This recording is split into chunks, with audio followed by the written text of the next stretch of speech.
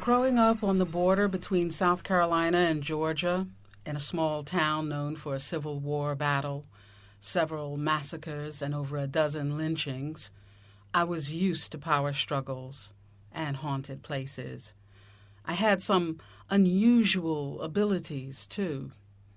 Gifts that had been passed down by an outraged and enslaved African whose last act before being killed was to slice open her own throat with the jagged edge of her manacles rather than tell where she had hid her children.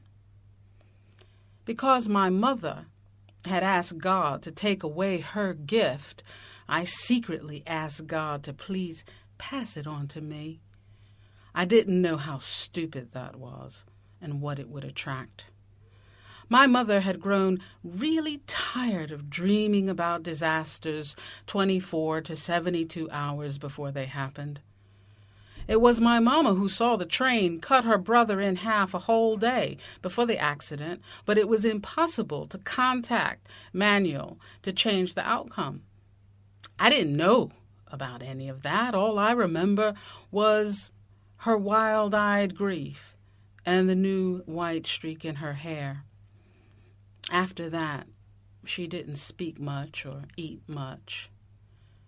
But then when I was 9 years old and dreamed that my uncle Nev had been scooped up in a big, beautiful golden pink whale and then taken back down into the sea 48 hours before he died, my mother took sick again and we moved to Philadelphia.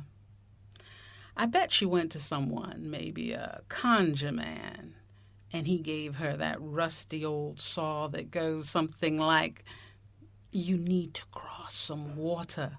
Spirits can't cross salt nor water."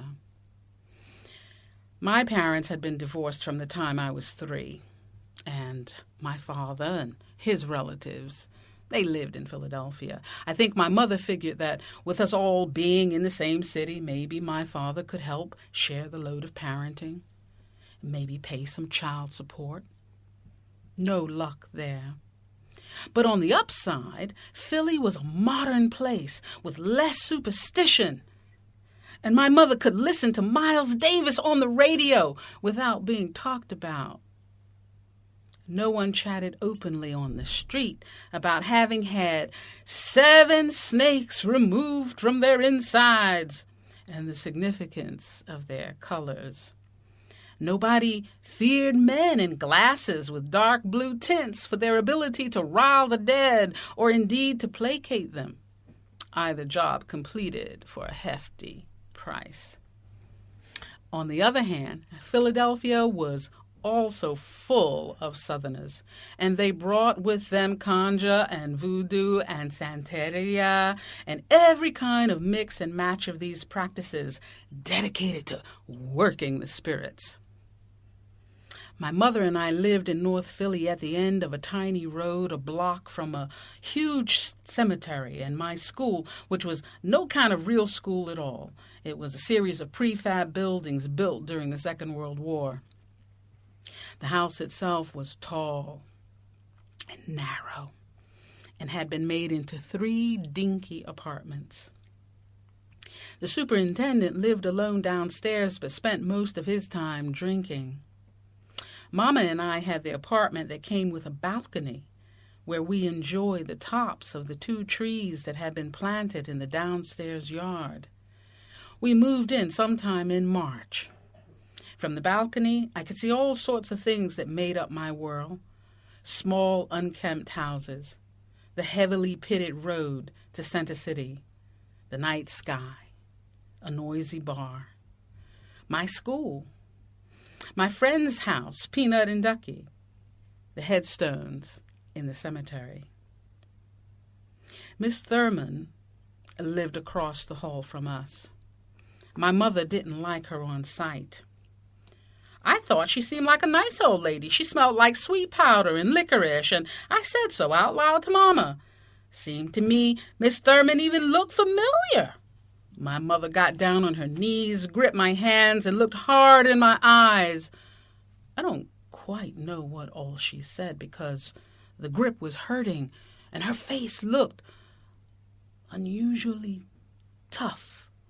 But I do know that for the year we were all there, I never went into Miss Thurman's apartment, no matter how many times she asked.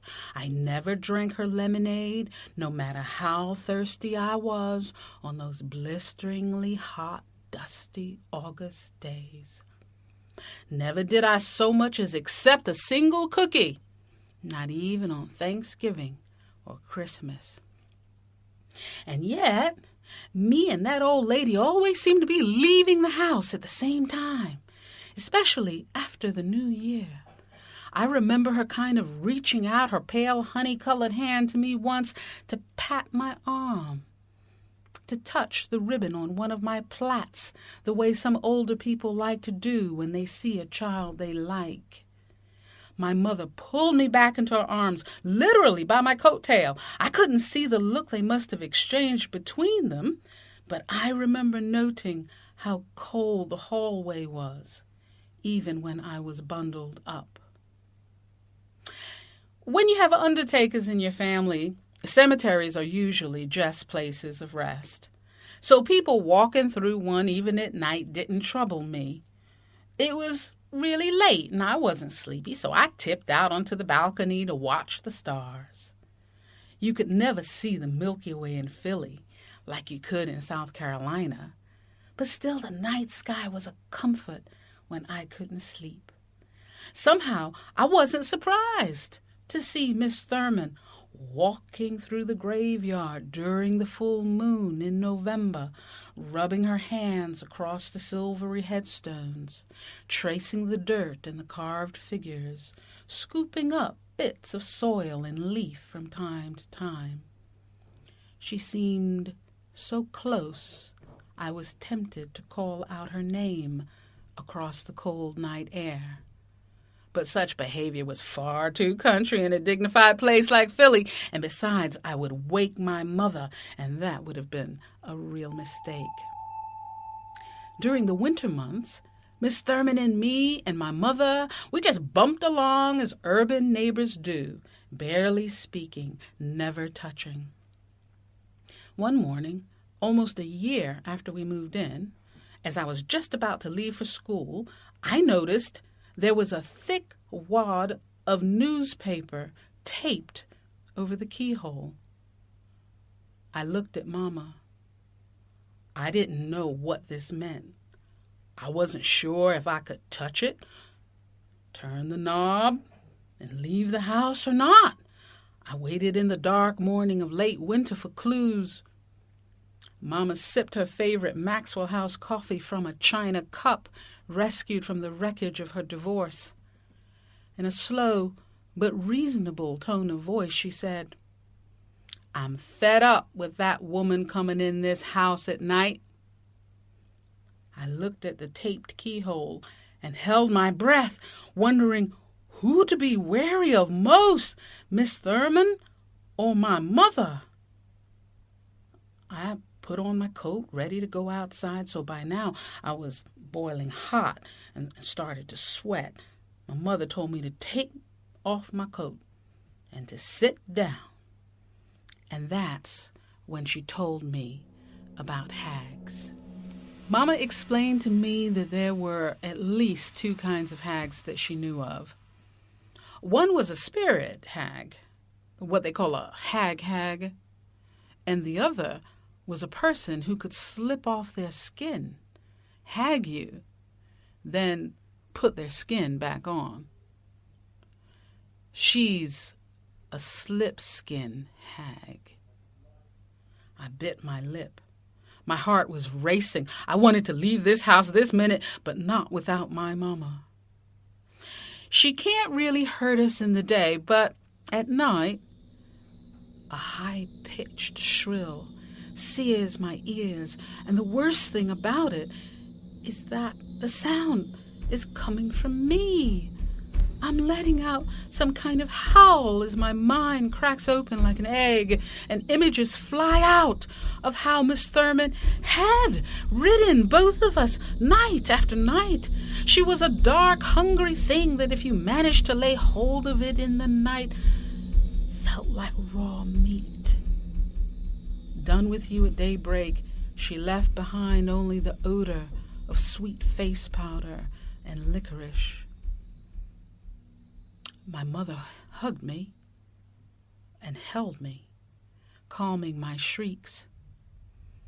Then she took off my clothes and put me in bath water with no soap, only dried herbs, and a glass full of Morton's salt.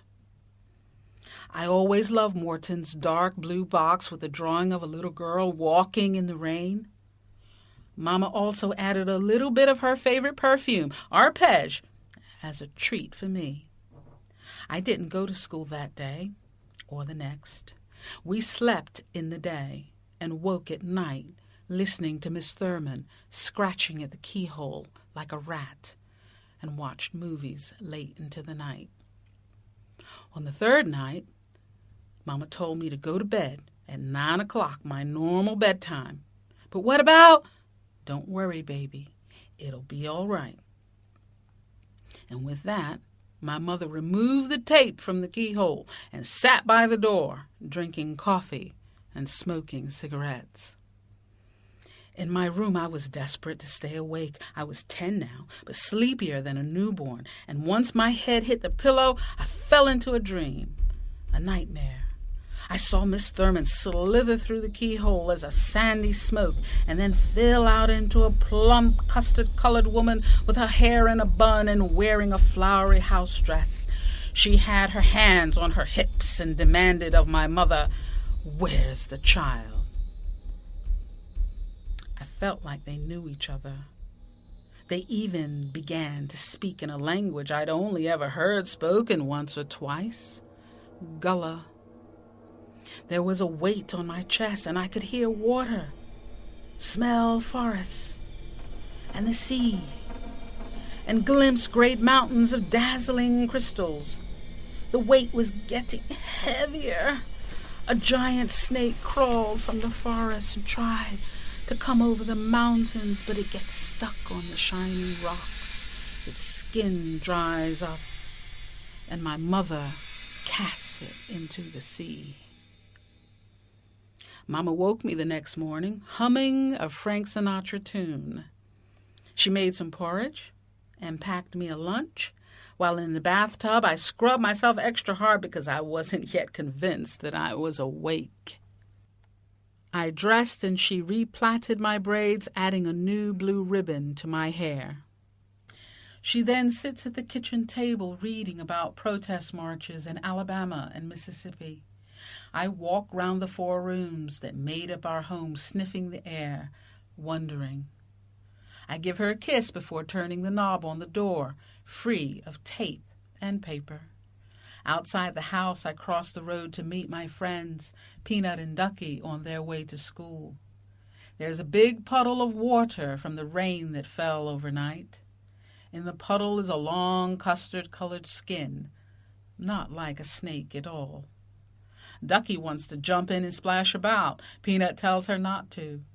I echo the advice and give a warning of my own, though it sounded like it came from my mother's mouth, not like a child at all. That is not a puddle for jumping in. We walk around the puddle and the thing inside it and go on to school so we can learn to make our way in the world.